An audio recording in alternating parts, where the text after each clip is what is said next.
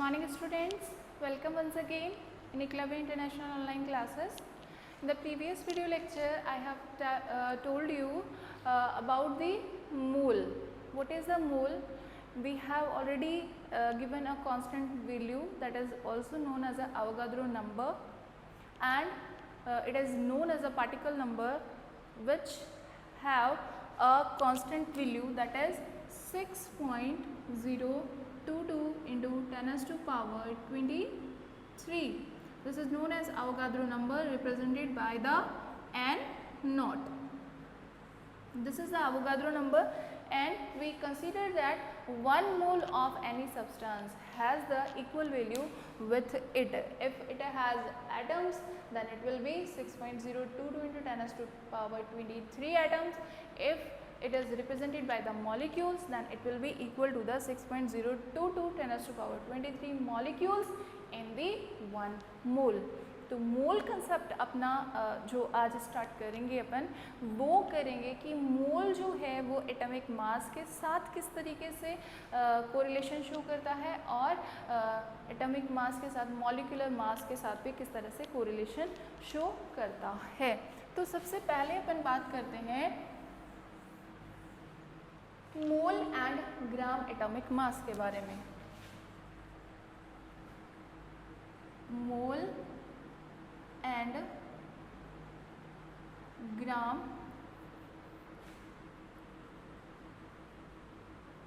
Atomic mass.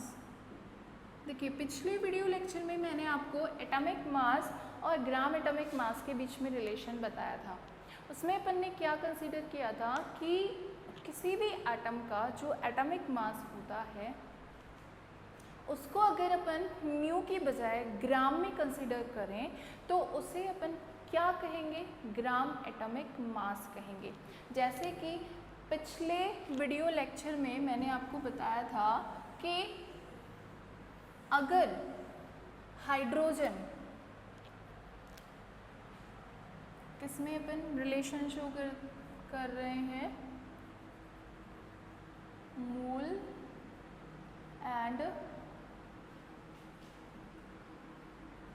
Gram atomic mass में, ठीक है। तो इसमें देखिए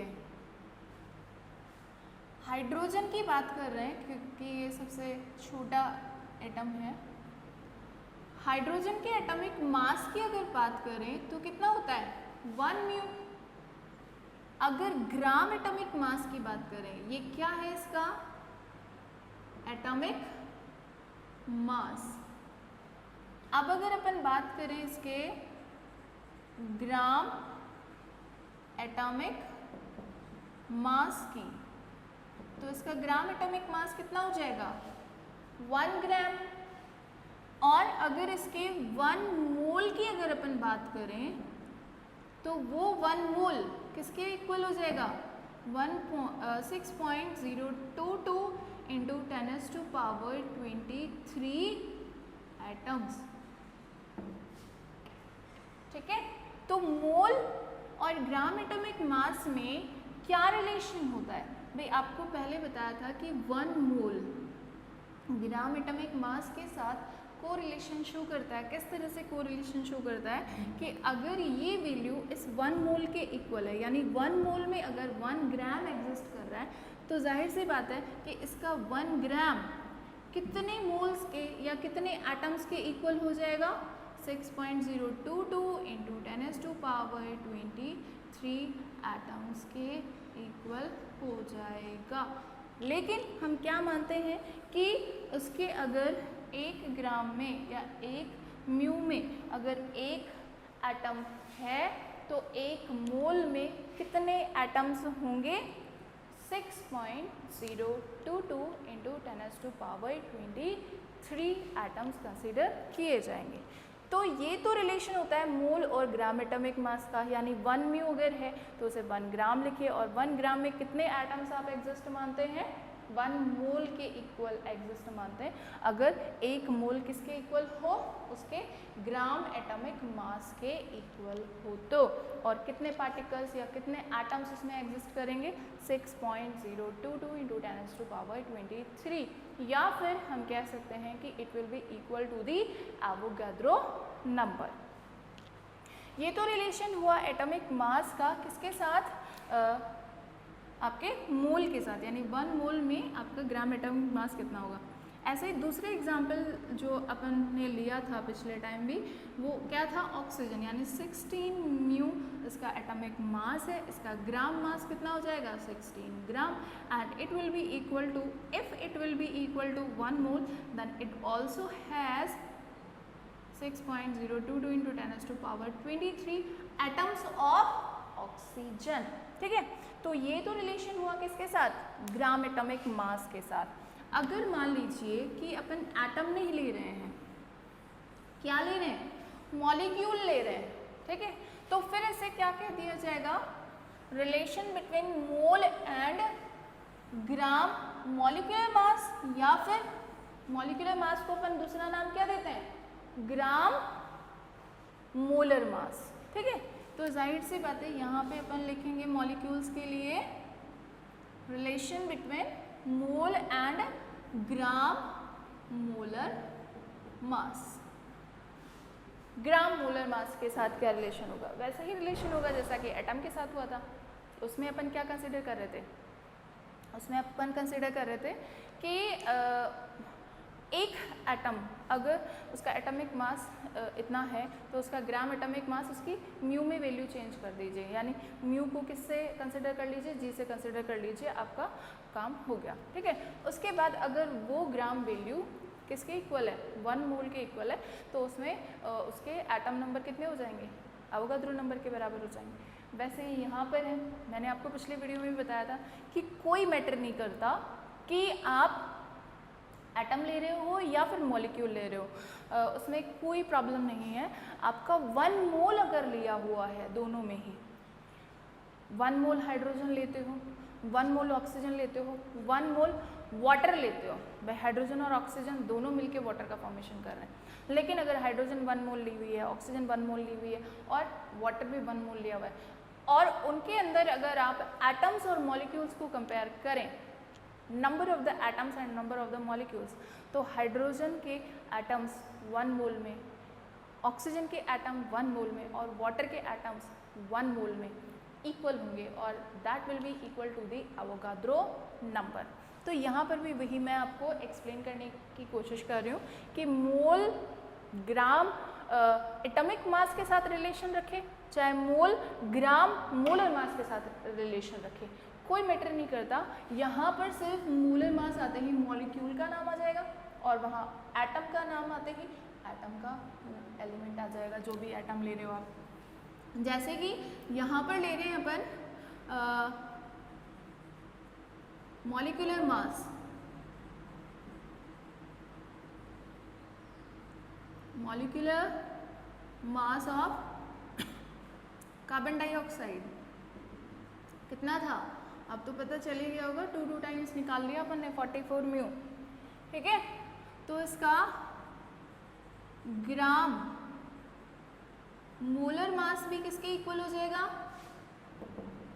44 की इक्वल, बस यूनिट चेंज हो जाएगी, म्यू की जगह क्या आ जाएगी, जी आ जाएगी। ठीक है, अब 1 मोल के अंदर, 1 मोल में आपके कितने CO2 के एटम्स होंगे, वो आपके आएगा 6.022 × 10⁻23 CO2 मॉलिक्यूल, और इसको किसके इक्वल माना जाएगा, 44 ग्राम, यानी 44 ग्राम जो होता है वो 1 मोल के इक्वल है, तो उसमें CO2 के कितने मॉलिक्यूल्स हो जाएंगे, 6.022 × 10⁻23 के इक्वल आपके पास मॉलिक्यूल्स हो जाएंगे। ठीक है, तो ये आपका हो गया मोलर मास। अब चलते हैं मोल कंसेप्ट की तरफ। मोल कंसेप्ट की तरफ अब जब अपन चलते हैं तो अपन क्या करते हैं, इसके अंदर अपन देखते हैं रिलेशन, किस किस के बीच रिलेशन देखते हैं अपन। एक तो एटम उसके ग्राम एटॉमिक मास और मोल नंबर यानी एटॉमिक नंबर के बीच, और फिर मॉलिक्यूल की बात करते हैं तो मोलर मास और उसके नंबर्स के बीच। तो इसमें आपको करना कुछ नहीं है, आपको रिलेटिव मास अगर दिया हुआ होता है तो उसको किस तरह से कंसिडर करेंगे। मान लीजिए आपको एक छोटा सा एक चार्ट सा दे रखा है ग्राफिकल रिप्रेजेंटेशन के थ्रू, इसमें आपको इस तरीके से समझाया हुआ है।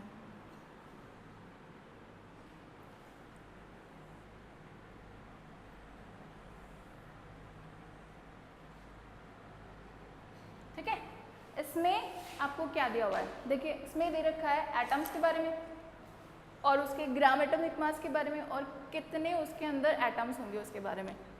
तो जाहिर सी बात है जिस भी एटम को आप ले रहे हो, किसी को भी, हाइड्रोजन को ले लो, ऑक्सीजन को ले लो, कार्बन के ले लो, यानी सिंगल आपको एलिमेंट लेना है, उस किसी भी एलिमेंट को लेकर आप ये ड्रॉ कर सकते हैं। इसमें आपको मिड में लेना है 1 मोल एटम्स,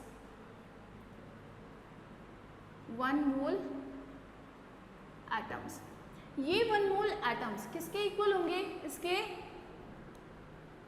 ग्राम एटम है तो कौन सा मास लेंगे अपन, एटॉमिक मास के इक्वल। और यही 1 मोल एटम्स किसके इक्वल होंगे, 6.022 इंटू 10⁻23 एटम्स के भी इक्वल होंगे, क्योंकि 1 मोल में कितने एटम्स होते हैं, अवोगाद्रो नंबर के इक्वल एटम्स होते हैं। अब जैसे एटम की बात कर रहे हैं तो मैंने लिखा 1 मोल कार्बन लिख दिया मान लीजिए,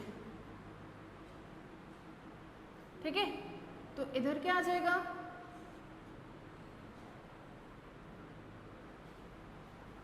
ग्राम एटॉमिक मास किसका, कार्बन का, तो 12 म्यू किसके इक्वल हो जाएगा, अवोगाद्रो नंबर के 6.022 इंटू 10⁻23 एटम्स के।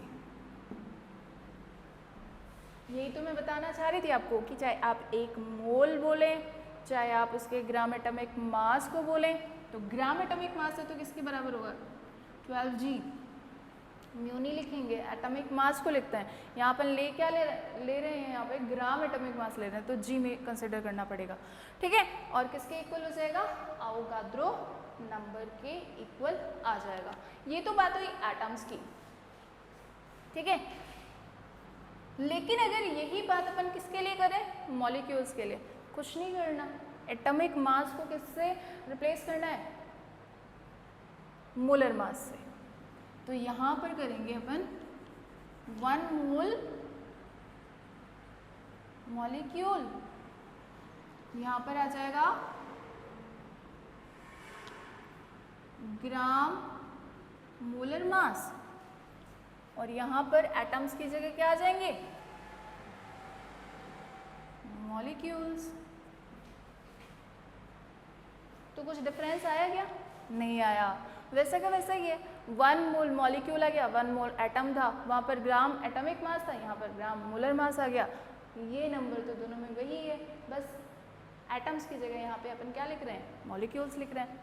अगर मान लीजिए यहाँ पर कार्बन की बजाय 1 मोल कार्बन की बजाय 1 मोल क्या ले लिया, वाटर ले लिया, तो यहाँ पर कितना आ जाएगा, वाटर का ग्राम एटॉमिक मास क्या होता है, 18 ग्राम ऑफ वाटर। H2O भी लिख सकते हैं आप, कोई प्रॉब्लम नहीं है। और यहाँ पर आप क्या लिखेंगे, मॉलिक्यूल्स ऑफ H2O या फिर मॉलिक्यूल्स ऑफ वाटर। तो ये आपका कॉन्सेप्ट क्लियर होना चाहिए आपके मोल्स निकालने के लिए, क्योंकि मोल्स जब अपन निकालेंगे तो अपन देखेंगे कि अवोगाद्रो नंबर और मोलर मास और आपके एटॉमिक मास, इनके बीच में रिलेशन आएगा, यानी मोल्स को अपन रिप्रेजेंट करेंगे स्मॉल n से, जिसको मोल कहा जाता है, या 1 मोल के कंसिडरेशन में अगर आप देखें। जैसे कि एग्जांपल अगर मैं आपको बताऊं, आपके एनसीईआरटी के अंदर तो नहीं है, एनसीईआरटी में तो शायद 1 या 2 क्वेश्चंस हैं बैक में, वो मोल कंसेप्ट से रिगार्डेड है। एटॉमिक मास गिवन है और उसके अंदर आपको नंबर ऑफ एटम्स या नंबर ऑफ मॉलिक्यूल्स पूछे हुए हैं। तो मैं आपको वर्कशीट सेंड करूँगी, उसके अंदर आपको काफ़ी सारे क्वेश्चंस मिल जाएंगे मोल कंसेप्ट के रिगार्डिंग।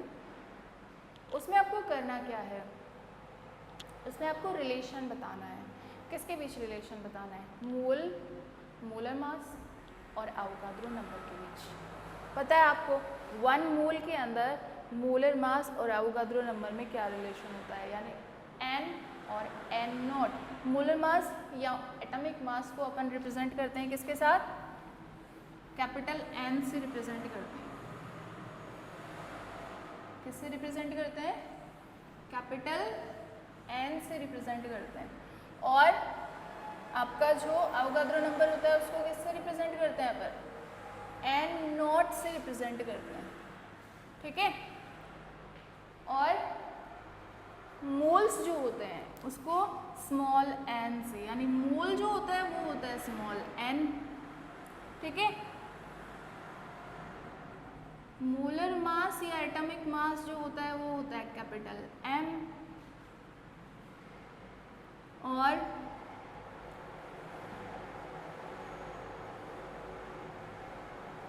एवोगाद्रो नंबर जो होता है उसे रिप्रेजेंट करते हैं n नॉट से।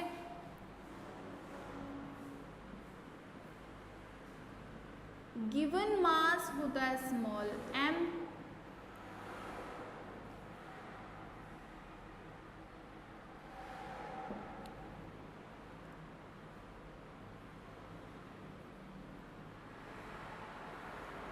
गिवन नंबर ऑफ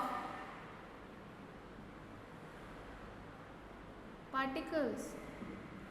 आपको पता है पार्टिकल्स में कुछ भी हो सकता है, एटम है तो एटम आ जाएगा, मॉलिक्यूल है तो मॉलिक्यूल आ जाएगा, आयन है तो आयन आ जाएगा। तो ये पार्टिकल रिप्लेस हो जाएगा किसी भी चीज़ से। इसको अपन रिप्रेजेंट करते हैं कैपिटल N से। इन चीज़ों में अपने को रिलेशन कंसीडर करना है मोल कंसेप्ट के ड्यूरेशन में। जैसे अगर पहले रिलेशन की मैं बात करूं तो पहला रिलेशन आपके आता है गिवन मास, मोलर मास और मोल के बीच। इसके रिगार्डिंग में आपको बहुत सारे न्यूमेरिकल मिलेंगे।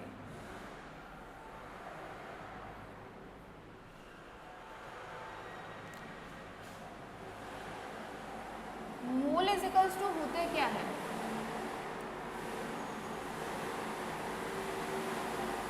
Given mass divided by molar mass या फिर एटॉमिक मास। मोल को अपन किससे रिप्रेजेंट करते हैं? स्मॉल n से। गिवन मास स्मॉल m से, मोलर मास कैपिटल M से। पहला formula.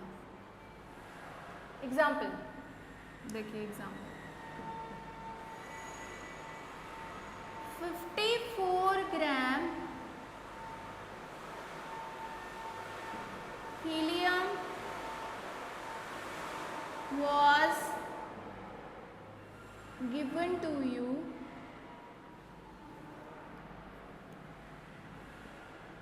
calculate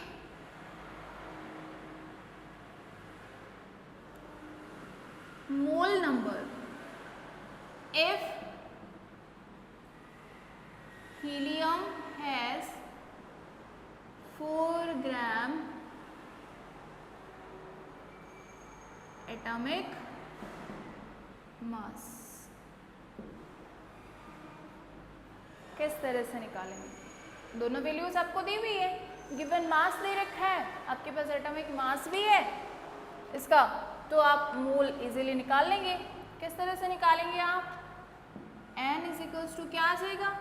given mass 44 divided by 4, 4 ही तो है इसका, ठीक है। तो आप निकाल लीजिएगा कितना निकलेगा इसका। कई बार क्या पूछ लेता है, मोल की बजाय क्या पूछ लेता है वो, नंबर ऑफ पार्टिकल्स या नंबर ऑफ एटम्स। तो उसके लिए आपको मोल को मल्टीप्लाई करना पड़ता है किसके साथ? एवोगाद्रो नंबर के साथ। यानी नंबर ऑफ एटम्स पूछिए या फिर मॉलिक्यूल पूछिए या फिर आयंस पूछिए, आप करते क्या है? n will be multiplied by the Avogadro number. तो ये कुछ फॉर्मूलाज हैं जिनको मैं आपको सेंड करूँगी इस वाली वर्कशीट के अंदर, ताकि आप इनको लर्न कर लें, क्योंकि इनके बेस पे न्यूमेरिकल्स अपने को सॉल्व करने हैं। नेक्स्ट वीडियो लेक्चर में मैं आपको न्यूमेरिकल्स भेजूँगी, इसके क्वेश्चंस भेजूँगी वर्कशीट में, और न्यूमेरिकल्स वीडियो में भेज दूँगी कि किस तरह से आपको सॉल्व करने हैं। कम से कम 2 या 3 पैटर्न तो एटलीस्ट आपको ट्राई करने ही पड़ेंगे, क्योंकि इसमें 3 से 4 पैटर्न हैं जिसके बेस पे अपन मोल्स को डिस्कस करते हैं और नंबर ऑफ पार्टिकल्स को डिस्कस करते हैं, नंबर ऑफ आयंस को या मॉलिक्यूल्स को, या फिर उसके रिगार्डिंग अपन ग्राम मोलर मास भी निकालते हैं। तो कौन कौन से फॉर्मूलाज हैं जिसके रिगार्ड आप इन चीज़ों को डिस्कस करेंगे अपन, वो न्यूमेरिकल्स आपको मैं सेंड कर दूँगी, उनको लर्न कर लीजिएगा और फिर उसके बेस पे अपन न्यूमेरिकल्स करना सीखेंगे इसके, ठीक है। तो आपका चैप्टर 3rd चैप्टर यहाँ पे अकॉर्डिंग टू थ्योरी कंप्लीट होता है। इसके बाद अपन इसके 1 या 2 वीडियो लेक्चर न्यूमेरिकल्स के रिगार्डिंग लेंगे। तो उसके लिए आप प्रैक्टिस करते रहिए, जो जो चीज़ें आपको सेंड की जाती है उनके ऊपर फोकस करते रहिए, उनको लर्न करते रहिए। तो आज के लिए इतना ही। Thank you and have a nice day.